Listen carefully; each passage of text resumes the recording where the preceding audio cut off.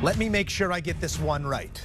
The Las Vegas Raiders putting together quite the draft board as well. If you're looking at speed, well, they went with Henry Ruggs as the first wide receiver. They just needed a wide receiver dearly, and they're going to put that in the lap of Henry Ruggs. They then go and get some more wide receiver help at 80 and 81 with back-to-back picks. And then Mike Mayock, doing as he does, getting into his Clemson bag. He's been known to go to the former national champions for a little bit of help in the draft. All right, fellas, taking a look at the Vegas Raiders. We don't know where they'll play next year, if that stadium's going to be on time, but we do know who will be on the team, and that is Henry Ruggs III. Just a burner and a nice target for whoever the quarterback will be. Another question that we have surrounding the Las Vegas Raiders. But Danny Cannell, we'll go to you first here. When you look at what Mike Mayock and John Gruden have been able to do, going by the beat of their own drum once again, but making some nice moves here to put some speed again on that roster.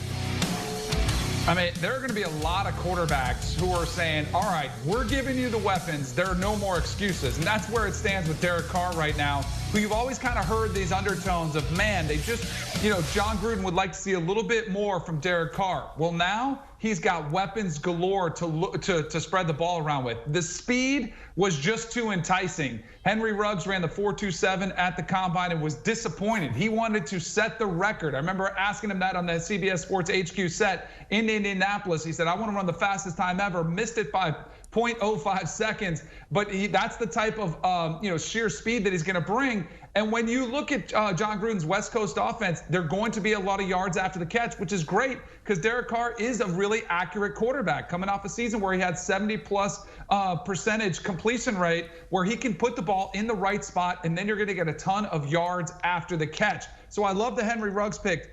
Damon Arnette, another defensive back, surprised some that he went this high.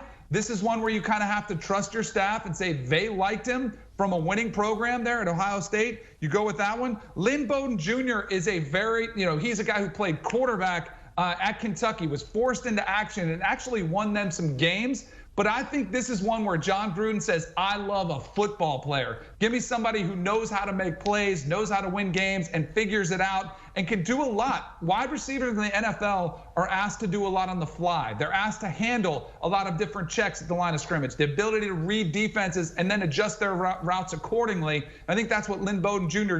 Brings to the table. Brian Edwards, another receiver out of South Carolina. Again, all of these weapons, you're starting to notice the trend.